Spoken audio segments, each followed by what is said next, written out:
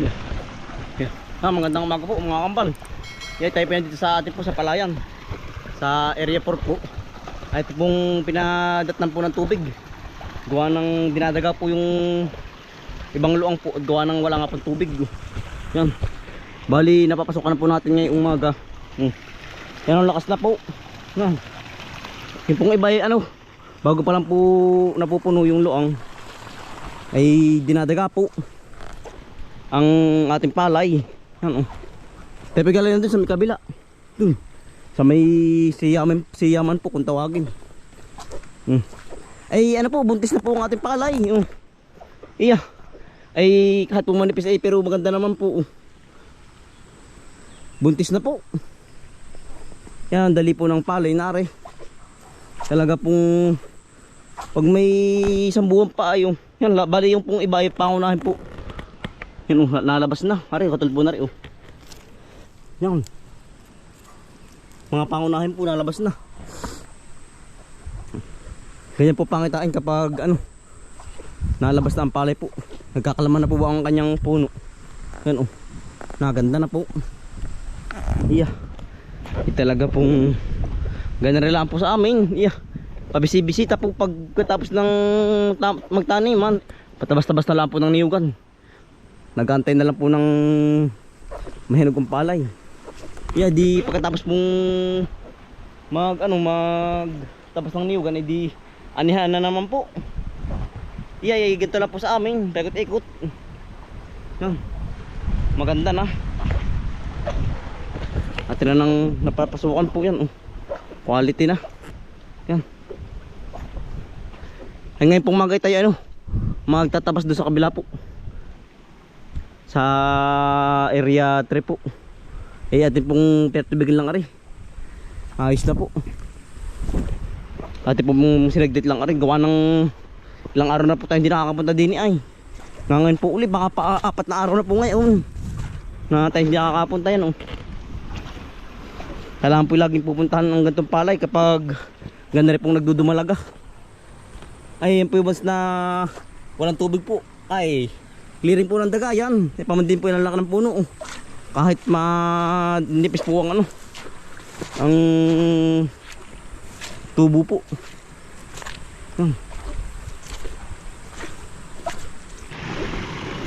Yan lakas na ng tubig, yung lakas na po.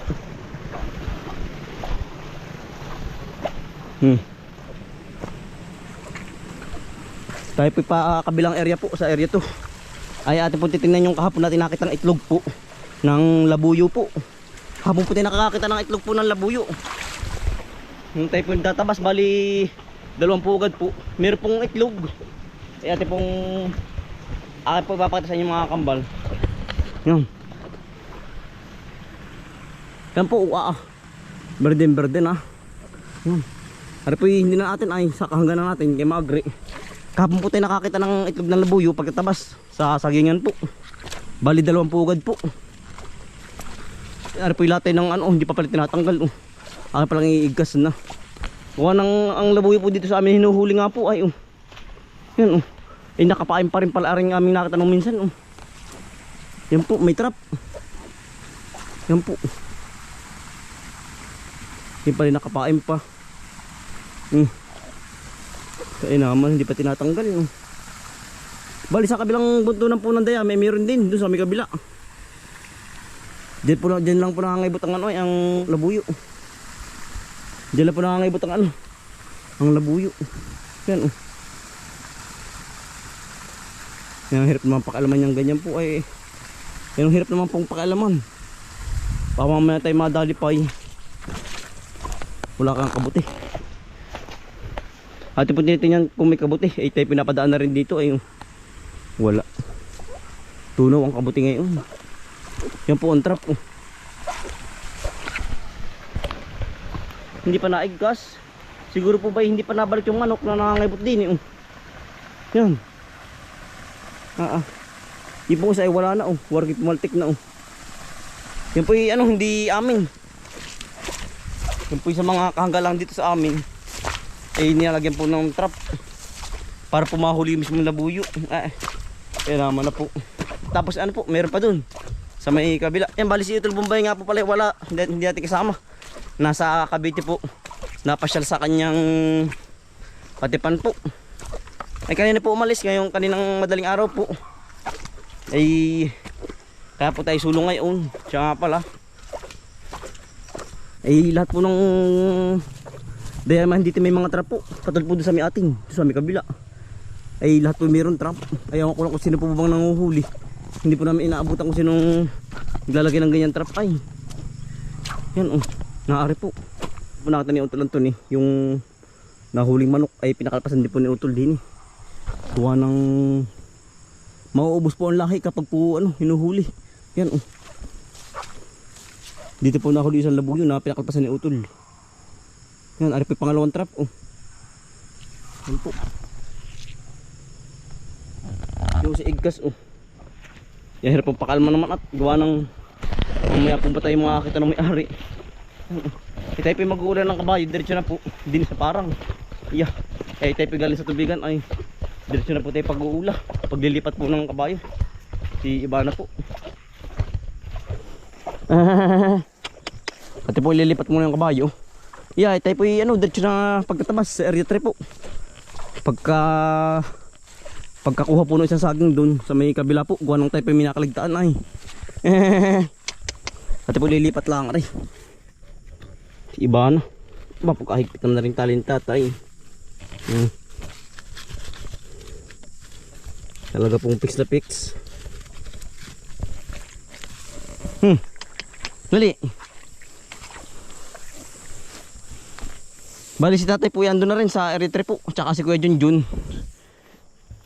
Tayo po susunod na doon. Ang pula. Ate pong malipat din sa kabila.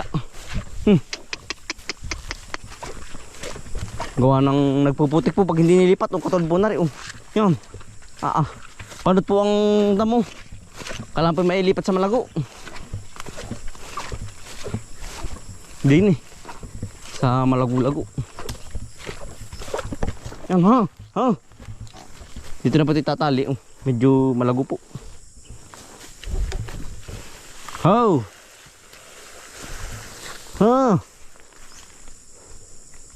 Hindi na.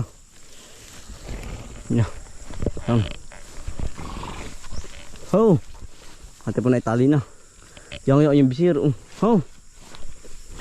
Bukas po natin niliguan. Gawa ng 2 araw na pong maulan ay baka po lalong lamigin.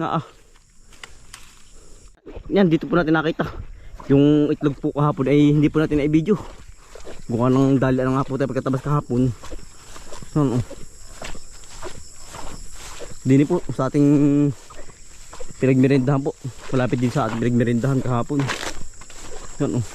Ngayon po ang panahon ay gano'n na naman po. Maulan na naman. Saan nga ba dito? Dito po namin nakita kahapon ay. Saan yun? Ay dino ata. Sa kabila. May itlog po, may itlog. Ay kaya po amin nalaman ay nakita po ni tatay. Lumipad po yung yung labuyo na wala na. Saan yun? Ay naari yan po. Yun po ang itlog. 5 po. Yan. Kala po hindi hawakan yan. Wala pa yung yung pong inahin. Baka po nang inahin sa labas. Yan. Bali 5 piraso po yung mga kambal. Bali 2 pugad po. Yung isa sa kabila doon. Sa may ating, doon po sa malapit sa ating sa ating gabihan po yan. Yan. Tapos ulihin lang po yung yung inahin. Yan po natin hindi kukunin. Atin pong pinaparami para po mas lalo pong dumami po ang labuyo dito sa aming lugar. Yan. Huwag ko rin lilim-lima na. Ang itlog po ng gatoy, ang karamihan po 7 ay. Baka po rin lilim-lima na. Yan. Wala yung inahin. Yan po siya sa may kabila. Bali 2 pugad po ay. Yan. Kaya po aring gitna amin pong hindi hinawan. Gawa ng pag po ito hinawan, ayan po, aalis po yan, hindi po nilimliman. Yan muntik na nga pong makain ng aso namin. Gawa ng naamoy po ay aming binugaw. Muntik na pong makain ni ni puti. Isa po yun sa kabila. Ay naulan na naman. Ay naman ang panahon yan. Wala pong tigil na naman ulan dito sa amin. Pinagbigyan lang po tayo nung minsan na ilang araw na mainit. Wari ko isang linggo mahigit. Ngayon po nabali na naman ng panahon. Yun po siya din sa kabila. Din yun. Si tatay di po ako nakakita. Gawa nung lumipad po. Nagitla po ba? Ayaw ko lang kung hindi nakakain ng aso namin. Nandin eh. Yan ang ulang pagkatabas. Ay naman saan nga ba yun? Ay dini. Dini nga ba yun? Ay dini nga. Baka dito yung manok pa. Ayun pinapatak ko lang sa mga kambal. Pero ari po hindi natin kukunin. Ay kailangan pong rumami. Ay dumami. Yun nga ba dito ba yun? Ayun Naari po. Yan Yan. Ari po 3 piraso Siguro po ari ano pa. Yan tawag dito na itlog pa. Hindi pa nililimliman. Yan po. Kita niyo po ba? Yan 3 po. May nga po yung hindi na amoy ng aso. Yung pong aming mga silangan na itlog ay butit po hindi na dadali. Ay kapag madali sa edge po yun. Kaya po yung aso kaya po yung ating mga aso ay hindi na po natin isinama. Yung ating pong iniwan na sa bahay. Ay yung iba naman po yung kasama ni tatay. Nasa kabilang area na po. Nagtatabas na nga rin po. Ay tayo nagbisita lang. Gawa ng pinaulap po sa atin pati ni tatay yung kabayo. At saka po isang hapay sa akin dito ay naiwanan po kahapon. Nakaligtaan. Ay pinapakuha po sa atin tatay. Gawa ng baka po kainin ng uwak pag nahinog. Andito na po tayo. Lakatan daw po yun. Lakatan. Yari na po pala rin tabasin lahat. Aring area to. Ay tayo po nasa area 3 na uli. Nasaan yun? Dito lang daw po sabi tatay. Hindi po nakita kahapon ay. Hindi napansin namin. Saan kaya? Todo na naman ang ulang eh.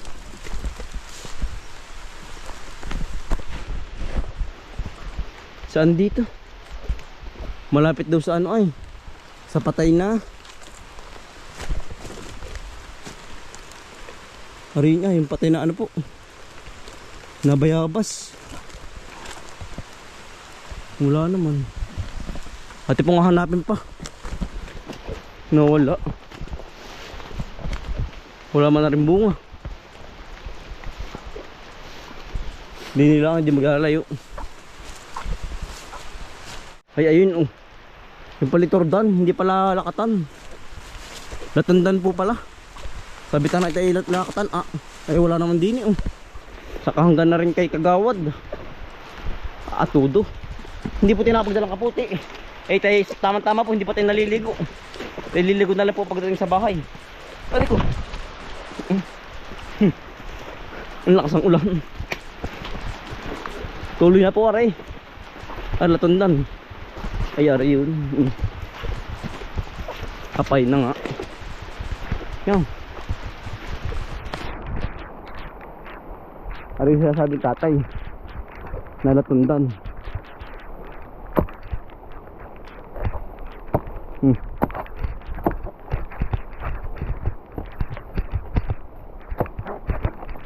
Baka iba pa ito Yan, tigas ang puno. Kapangod ako titak ay.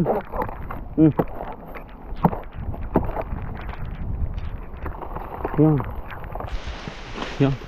Ari pala yung sasabing tatay na lakatan. Nakatana po natin yan. Mataba na nga pala. Yung pong dalawa pa yatin pa si babaw. Ay hindi pa ari. Baka po yung mga 2 linggo 3. Ari na rin yan. Ari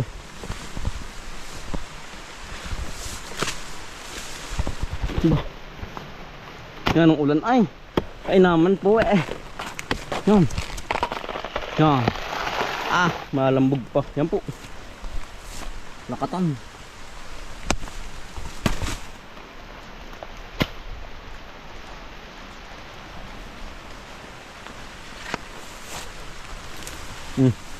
Taba na.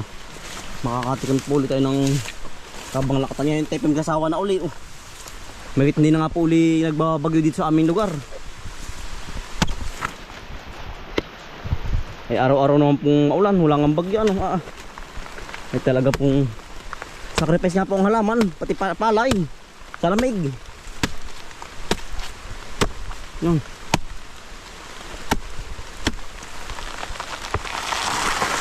Yan. Yeah, tayo pabahay na. Diretso na po tayo papunta sa ano, kabilang area naman. Tatabsan po yung ating mga bagong tanim na saging at saka ano na, niyog. Gawa ng agad na rin po kasukal o kalago ang palay do, ang andun, ang damo. Hindi na po makilala ang mga tanim na saging at saka niyog. Yeah. Pabahay na po. Yan. Sarap po na rin. Pag po rin may mga isang linggo mahigit, hinog na rin. Mataba-taba na. Ay ari hindi pa ari yung kabila ano, hindi pa harbisin oh. Payatin pa po. Pero malaking bubig din po, malaki pa dito sa ating dala. Yan. Tuloy ang ulan. Yan, payatin pa po yung kabilang yan. Yeah. Yan, hanggang dito na mga kumpal.